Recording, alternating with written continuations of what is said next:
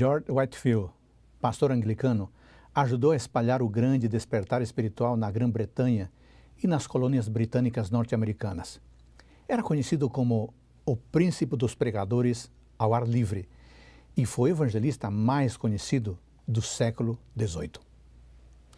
Ele sempre que se hospedava na casa de alguém, costumava conversar sobre o futuro da vida espiritual de cada membro da família anfitriã, pessoalmente com cada um deles. Entretanto, certa vez pernotou na casa de um coronel que era tudo o que alguém poderia desejar, mas não era cristão. Whitefield ficou tão satisfeito com a hospitalidade e tão encantado com as qualidades do bom coronel, de sua esposa e de suas filhas, que achou muito difícil lhes dizer que tinham que tomar a decisão a respeito de Jesus. Afinal, eles haviam sido muito amistosos. Ali ele ficou por uma semana e durante sua última noite, o Espírito de Deus o visitou, de modo que não conseguia dormir.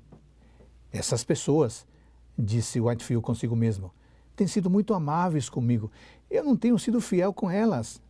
Tenho de dizer que, apesar de todas as suas boas qualidades, se não crerem em Cristo, estarão perdidas. Então, se levantou e orou. Após orar, ainda havia luta em seu espírito. Sua velha natureza dizia, não posso fazer isso. Mas o Espírito Santo parecia dizer, não saia daqui sem antes avisá-los do perigo. Finalmente, pensou em um artifício e orou a fim de que Deus aceitasse sua ideia. Ele pegou seu anel e escreveu com ele as seguintes palavras em um dos losangos de vidro da janela. Falta-lhes uma coisa. Falta-lhes uma coisa. Ele não conseguiu falar com a família, mas seguiu seu caminho, orando muito pela conversão daquelas pessoas. Pouco depois de ele ter saído, a boa senhora anfitriã da casa, grande admiradora de Whitefield, disse, vou até o quarto de hóspedes, pois quero ver o lugar em que o homem de Deus ficou. Ao chegar no quarto, viu o que ele tinha escrito na vidraça. Falta-lhes uma coisa. Aquelas palavras a tocaram imediatamente com a convicção do arrependimento. Ah, ela exclamou. Eu pensei que ele não havia se preocupado muito conosco, porque sabia que por onde quer que ele passe, argumenta com seus anfitriões, e não havia feito assim conosco. Cheguei a pensar que havíamos irritado o Sr. Whitefield, mas agora percebo como ele foi amável conosco, falando-nos dessa maneira. Em seguida, chamou suas filhas. Subam, meninas, vejam o que o homem de Deus escreveu na vidraça. Falta-lhes uma coisa. Chamem o seu pai. O coronel subiu ao aposento de hóspedes e também leu a frase, falta-lhes uma coisa. Assim, ao redor da cama, onde o homem de Deus havia dormido, ajoelharam-se e pediram a Deus que lhes desse a coisa que faltava. Ali mesmo, antes que deixassem o quarto, encontraram o que lhes faltava. E toda aquela família pôde regozijar-se em Jesus Cristo. Falta-lhes uma coisa. Queridos irmãos, queridas irmãs, falta-nos uma coisa. Falta-nos uma coisa. Como assim, pastor Adolfo? Nós já temos Jesus Cristo, somos adventistas do sétimo dia, estamos há muito tempo na igreja. O que nos falta? Irmãos, falta-nos reavivamento e reforma. Sim, falta-nos reavivamento e reforma. O que é reavivamento e reforma? Reavivamento e reforma são duas coisas diferentes. Reavivamento significa renovação da vida espiritual, uma verificação das faculdades do espírito e do coração, um ressurgimento da morte espiritual. Em outras palavras, reavivamento é um renascimento espiritual, é voltar à vida depois de haver estado morto, espiritualmente falando. Por outro lado, reforma significa reorganização, mudança de ideias, de teorias, hábitos e práticas. Como se pode perceber, a reforma tem foco durante a prática da vida cristã.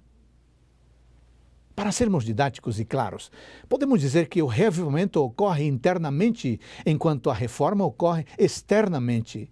Graças a uma mudança interna, então é possível uma autêntica mudança externa. Ambos, reavivamento e reforma, ocorrem por obra do Espírito Santo. Na verdade, toda transformação duradoura de vida precisa desses dois aspectos, o reavivamento e a reforma. Por quê? Porque a reforma não produzirá os bons frutos da justiça a menos que esteja ligada a um reavivamento do Espírito. Reavivamento e reforma devem fazer a obra que lhes é designada e para fazerem essa obra têm de se unir. Irmãos queridos, alguém pode talvez perguntar, Pastor Adolfo, será que precisamos mesmo de reavivamento e reforma? Sabe que um dos mais poderosos e tocantes convites bíblicos para o reavivamento e a reforma está em Joel, capítulo 2, versículos 12 a 17. E eu quero ler esse texto com você. Não esqueça de ter sempre a sua Bíblia e um caderno e uma caneta para tomar nota. Joel capítulo 2, versículos 12 a 17. Eu vou ler esses textos que são fundamentais. Diz assim: agora mesmo, diz o Senhor, convertam-se a mim de todo o coração, com jejuns, com choro e com pranto. Rasguem o coração e não as suas vestes. Convertam-se ao Senhor seu Deus, porque Ele é bondoso e compassivo, tardio em irar-se e grande em misericórdia, e muda de ideia quanto ao mal que havia anunciado. Quem sabe se ele não se voltará e mudará de ideia e ao passar deixe uma bênção para que vocês possam trazer ofertas de cereais e libações ao Senhor seu Deus? Toquem a trombeta em Sião, proclamem um santo jejum, convoquem uma reunião solene, reúnam o povo, santifiquem a congregação, congreguem os anciãos, reúnam as crianças e os que mamam no peito, que o noivo saia de seu quarto e a noiva dos seus aposentos, que os sacerdotes, ministros do Senhor, chorem entre o pórtico e o altar e orem: poupa ao teu povo, ó Senhor, e não faça da tua herança um objeto de deboche e de zombaria entre as nações, porque hão de dizer entre os povos: onde está o Deus de Israel, o Deus deles? Que texto impressionante! O profeta Joel nos convoca a uma mudança total. E no verso 13, ele lança as bases para o reavivamento e reforma. Ele diz: rasguem o coração. Para um judeu, rasgar sua roupa era um sinal de grande tristeza.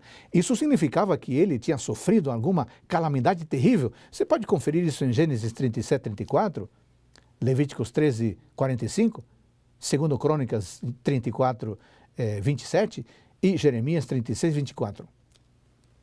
No entanto, irmãos, como era possível a exibição de tais sinais exteriores de tristeza sem qualquer sentimento real íntimo? Qualquer um podia fazer isso.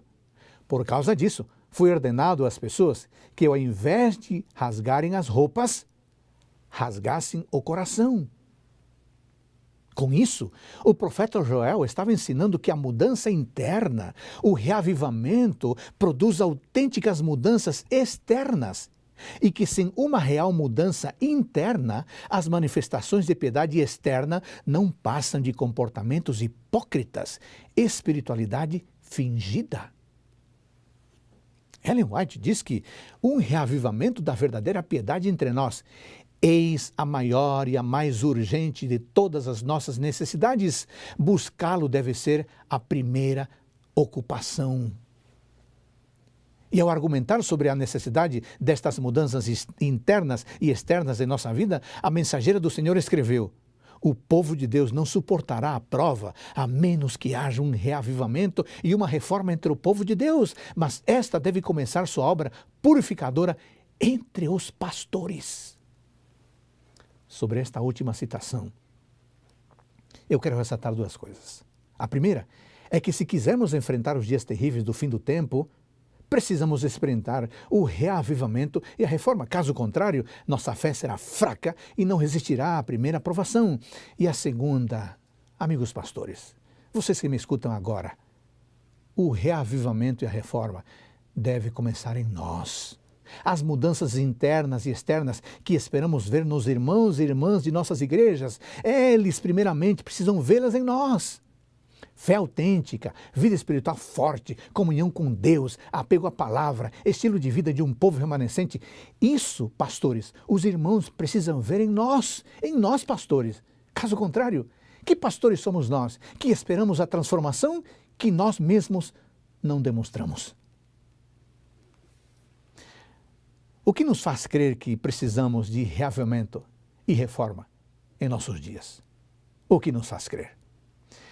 Heber Carlos de Campos, um teólogo protestante brasileiro, faz afirmações fortes a respeito da realidade do cristianismo de nossos dias, analisando a frágil adoração que caracteriza muitas denominações. O teólogo afirma: como a evangelização moderna tem sido antropocêntrica, dizendo ao ouvinte aquilo que se pensa que o incrédulo quer ouvir, também a forma de culto tem sido elaborada de modo a atrair pessoas para adorar a Deus. A adoração moderna é planejada para atrair pessoas, os consumidores de música contemporânea, ao invés de ser promovida para que as pessoas levantem os olhos para o céu, para cultuar corretamente o verdadeiro Deus. Ao invés de prepararmos pessoas para serem membros do sacerdócio real, da nação santa, povo de propriedade exclusiva de Deus, para aprenderem sobre o verdadeiro Deus e a vida eterna em Cristo Jesus, estamos estimulando essas pessoas a apurarem o paladar por aquilo que o entretenimento moderno já lhes apresentou. Antes que verdadeiros adoradores, estamos vendo pessoas preocupadas com o consumo musical e litúrgico, querendo ouvir o que lhes agrada e não o que agrada a Deus. Amigos, esse é um retrato triste, porém fiel da vida religiosa e da adoração de muita gente. As coisas não podem continuar assim. É necessário que haja uma mudança radical. Há mais de 27 séculos, o inspirado profeta Joel referisse ao dia de Deus. Ele escreveu: toquem a trombeta em Sião e deem um alarme no meu santo monte, que todos os moradores da terra tremam, porque o dia do Senhor está chegando, já está próximo, é dia de trevas e escuridão, dia de nuvens e densas trevas. Joel 2, 1 e 2. Se bem estas palavras têm uma aplicação histórica imediata aos tempos do Antigo Testamento, quando Israel seria invadido por um povo inimigo, a razão pela qual foram preservadas é que se referem particularmente ao tempo do fim, ao dia do Senhor, vésperas do regresso de Cristo à terra. A mensagem do profeta Joel convida a que se toque a trombeta em Sião, ou seja, na igreja, a dar alarme no santo monte de Deus, ou seja, o seu povo, porque ocorreria um acontecimento de tal magnitude que fariam tremer a todos os moradores do mundo. Em vista dos tremendos acontecimentos que estão para ocorrer no dia do Senhor, a igreja deve ser despertada por uma voz de alarme e o povo deve ser chamado a uma conversão autêntica, profunda, de todo o coração. Em outras palavras, deve efetuar-se uma profunda reforma espiritual dentro da igreja em preparação para os grandiosos acontecimentos do fim. Não há dúvida, irmão, irmã, que chegamos à própria véspera da hora suprema e de que este chamado para uma conversão genuína e uma reforma cabal na vida de cada um deve ressoar por todos os recantos de Sião, por todos os recantos de todas as igrejas. Quais são as características da pessoa que experimentou o reavivamento e a reforma? Número 1. A pessoa que experimentou o reavivamento e a reforma tem uma vida de oração e ação. No tempo do fim, pouco antes da segunda vinda de Cristo, nas nuvens do céu, deve ser efetuada uma obra como a de João Batista. Deus chama homens e mulheres para prepararem um povo para permanecer em pé no grande dia do Senhor. Para transmitir tal mensagem como a de João Batista, precisamos ter uma experiência espiritual como a de João Batista. A mesma obra precisa ser efetuada em nós. Temos que contemplar a Deus e, contemplando-o, perder de vista o próprio eu. E por que contemplar a Deus é importante? A comunhão com Deus será refletida no caráter e na vida. As pessoas reconhecerão que nós, assim como os primeiros discípulos, estivemos com Jesus. É somente a comunhão com Deus que nos dará poder. Devemos buscar, irmãos, esse tremendo poder, o poder que resulta da comunhão com Deus. É esse poder resultante da comunhão com Deus que nos fará viver uma vida de oração, uma vida de ação, uma vida de pensamento e de ação, uma vida de silenciosa prece, mas também de trabalho incansável. Queridos irmãos e irmãs, oração e esforço e oração, essas devem ser a ocupação de nossa vida. Devemos orar como se a eficiência e o louvor fossem honras somente de Deus e precisamos trabalhar como se o dever fosse todo nosso. Não é apenas trabalhar e não é apenas orar, são as duas coisas juntas, porque aquele que não faz nada senão orar, em breve deixará de orar, e aquele que não faz nada a não ser trabalhar, em breve não haverá mais graça nisso. Precisamos cultivar um espírito abnegado e generalizado de trabalho missionário e uma vida de oração e total dependência de nosso Pai Celestial. Número 2. A pessoa que experimentou o reavivamento e reforma tem sua vida moldada pelo Espírito Santo. O ser humano somente experimentará a real felicidade quando permitir ser moldado pelo Espírito de Deus. O Espírito Santo renova nossa vida e nos transforma à semelhança de Jesus Cristo. Mediante a influência do Espírito Santo, a inimizade para com Deus é mudada em fé e amor, e o orgulho é transformado em humildade. Graças ao Espírito Santo, a pessoa percebe a beleza da verdade e Cristo é honrado em excelência e perfeição de caráter. Queridos irmãos, o Espírito Santo nos ilumina em meio às trevas.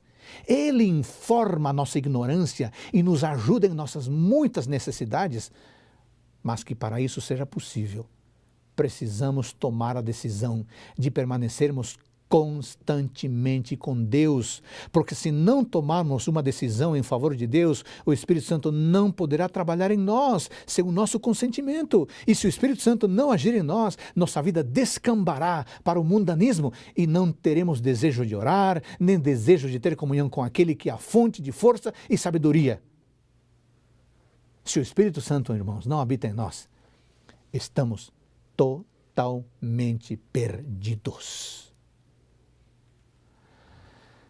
Número 3. A pessoa que experimentou o reavivamento e a reforma tem sua vida pautada pela palavra de Deus. Irmãos, a nossa fé precisa estar fundamentada na palavra de Deus, não nos pensamentos das outras pessoas e nem nos nossos pensamentos. E por quê? Porque vivemos dias solenes, devemos estar preparados para aquilo que logo vai cair sobre o mundo como terrível surpresa. E esta preparação deve ser feita mediante diligente, profundo estudo da palavra de Deus e pelo levar a vida em conformidade com os preceitos que aqui estão. Somente as pessoas que fortaleceram sua vida com as verdades da Escritura poderão resistir no último grande conflito. Sim, irmãos e irmãs, apenas os que forem diligentes estudantes das Escrituras e receberem o amor da verdade estarão protegidos dos poderosos enganos que dominam e dominarão o mundo. Sabe, chegará o tempo em que muitos serão privados da palavra escrita. Se, porém, essa palavra é gravada na memória, ninguém poderá tirá-la de nós. Por isso, irmãos, estudemos a palavra de Deus com profundidade, entesouremos na memória, na mente, suas preciosas promessas, para que quando a Bíblia for tirada de nossas mãos, ela permaneça em nossa mente e em nosso coração. 4. A pessoa que experimentou o reavivamento e a reforma guarda corretamente o sábado. O quarto mandamento da imutável lei de Deus requer a observância do sábado do sétimo dia como dia de descanso, adoração e ministério, em harmonia com o ensino e prática de Jesus, o Senhor do sábado. O sábado, irmãos, é um dia de deleitosa comunhão com Deus e de uns com os outros. É um símbolo de nossa redenção em Cristo, um sinal de nossa santificação, uma prova de nossa lealdade e um antegozo de nosso futuro eterno no reino de Deus. O sábado é o sinal perpétuo do eterno concerto de Deus com seu povo. A prazerosa observância deste tempo sagrado de uma tarde a outra tarde, do pôr do sol ao pôr do sol, é uma celebração dos atos criadores e redentores de Deus. 5. A pessoa que experimentou o reavivamento e a reforma é fiel nos dízimos e nas ofertas, sabia? O dízimo é sagrado, irmãos. É reservado por Deus para si mesmo. O dízimo deve ser entregue à casa do Senhor para ser empregado em manter os obreiros evangélicos que trabalham na missão de Deus. Por isso, o Senhor convida hoje os adventistas do sétimo dia de todas as partes que se consagrem a Ele, a fim de fazerem segundo sua capacidade, a fim de fazerem o máximo que lhes for possível para auxiliar sua obra. Por sua liberalidade, ao fazer donativos e ofertas, Deus deseja que seus filhos e filhas revelem apreço por suas bênçãos e gratidão por sua misericórdia. Sabe de uma coisa? As necessidades da causa aumentarão continuamente à medida que nos formos aproximando do fim do tempo. Então, não deixe para devolver o dízimo no futuro. Não deixe para ofertar no futuro. Faça isso agora. Deus nos prova aqui, concedendo-nos bênçãos e bens materiais e temporais, para que o uso que disso fizermos possa revelar se Ele nos poderá confiar as riquezas eternas que está preparando. Número 6. A pessoa que experimentou o reavivamento e a reforma dá valor à sua saúde física. Deixa eu falar uma coisa séria para você, irmão. Chá, café, fumo, cerveja, vinho e todas as bebidas alcoólicas precisam ser apresentados como condescendências pecaminosas. Não devem ser ingeridos moderadamente, não. Devem ser rejeitados sumariamente. A verdadeira temperança nos ensina a dispensar inteiramente todas as coisas nocivas e usar judiciosamente aquilo que é saudável. Deus está procurando levar-nos de volta, passo a passo, a seu desígnio original. E qual era seu desígnio original quanto à alimentação? Que os seres humanos subsistam com os produtos naturais da terra.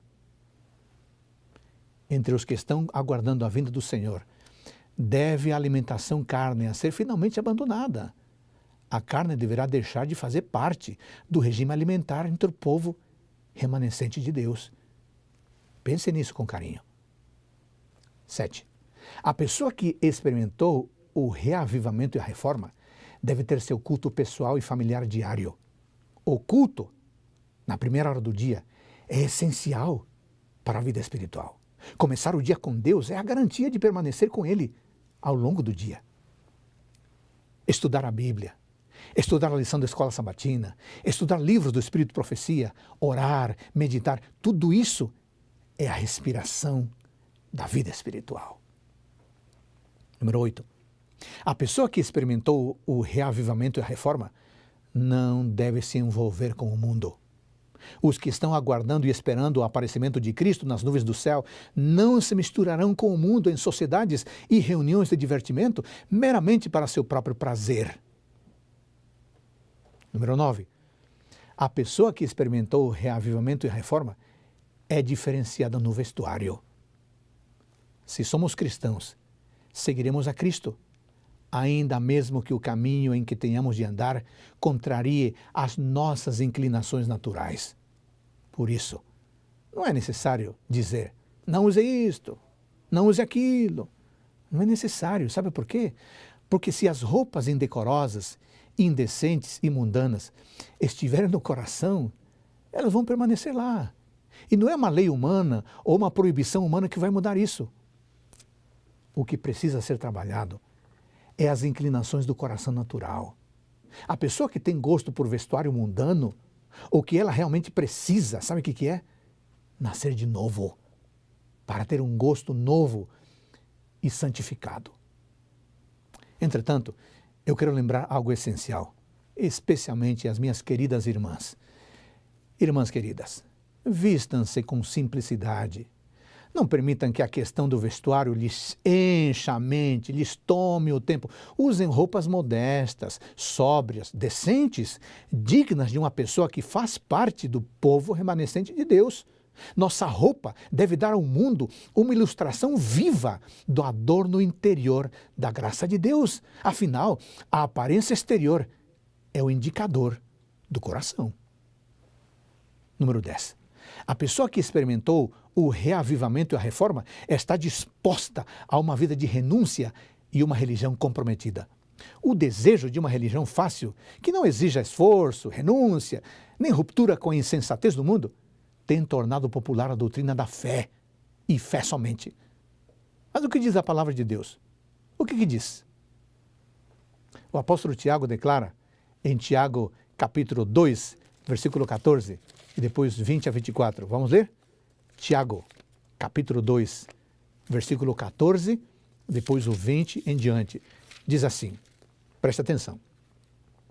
Meus irmãos, qual é o proveito se alguém disser que tem fé, mas não tiver obras? Será que essa fé pode salvá-lo?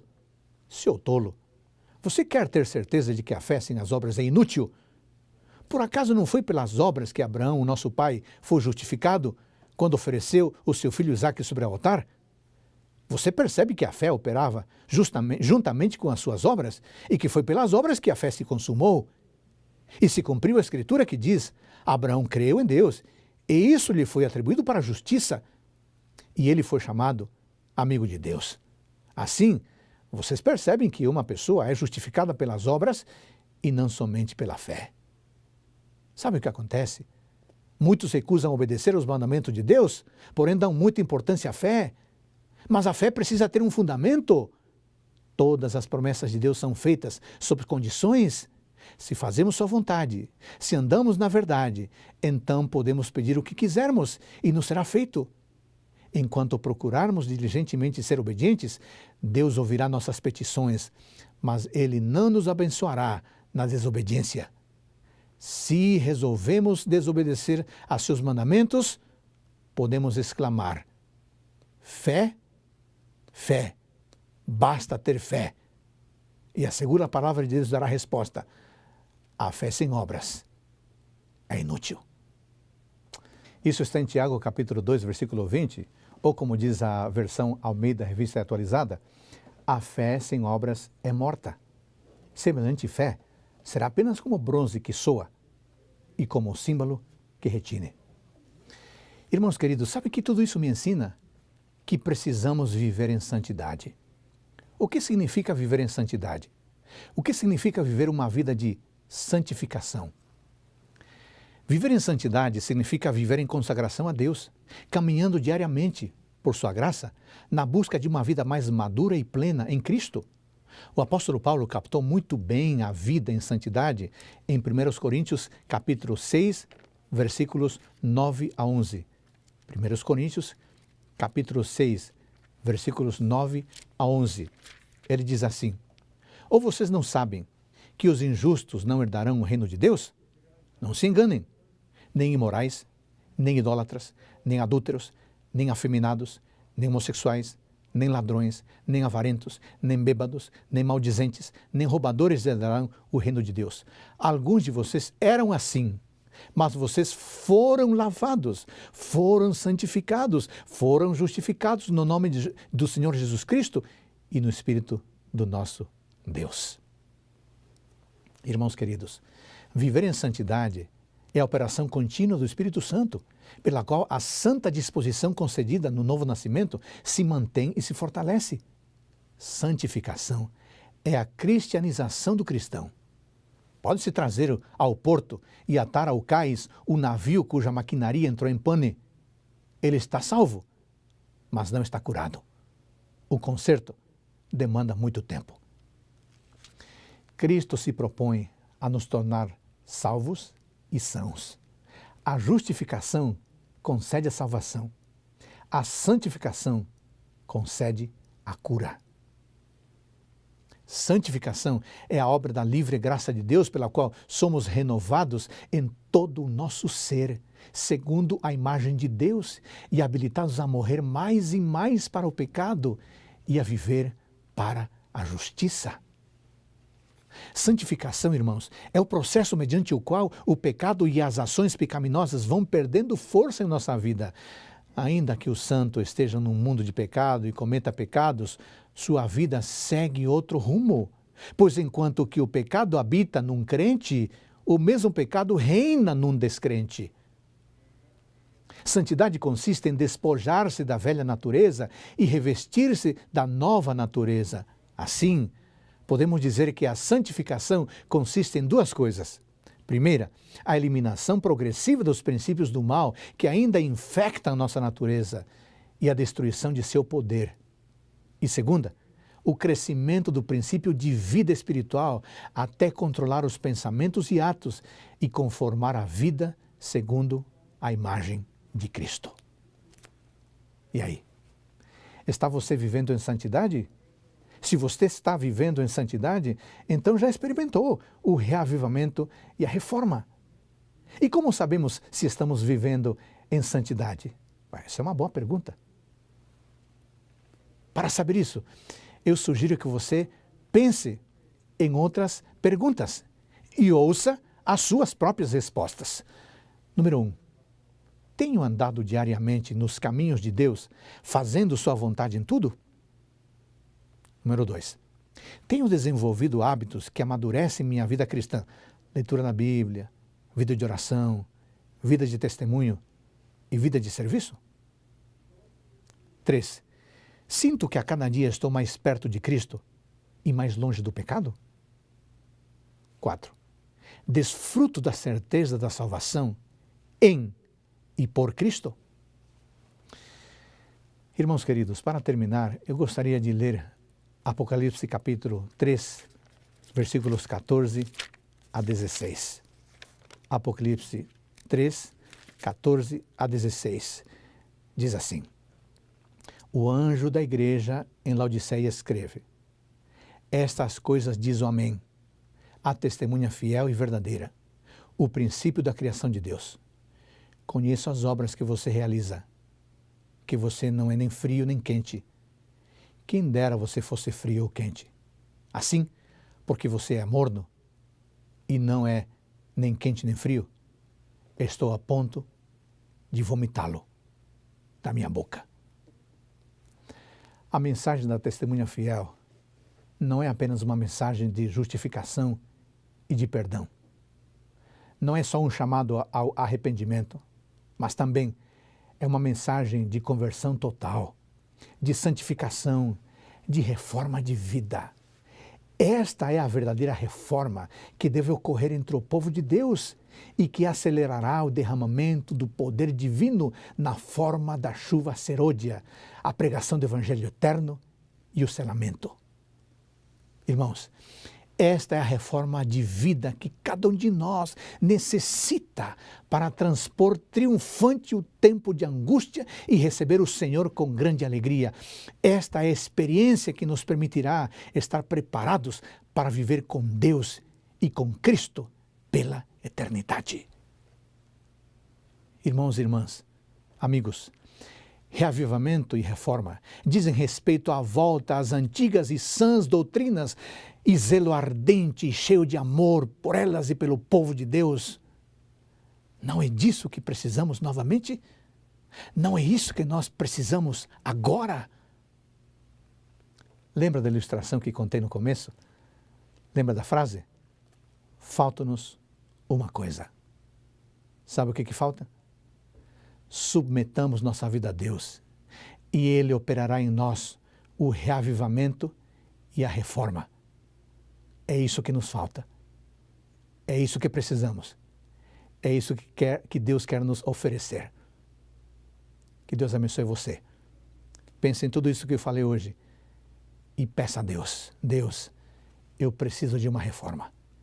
Eu preciso de um reavivamento. É somente dessa forma que poderemos enfrentar as crises que estamos vivendo e que viveremos em muito mais intensidade. Eu oro por você e por sua família. Que Deus o abençoe.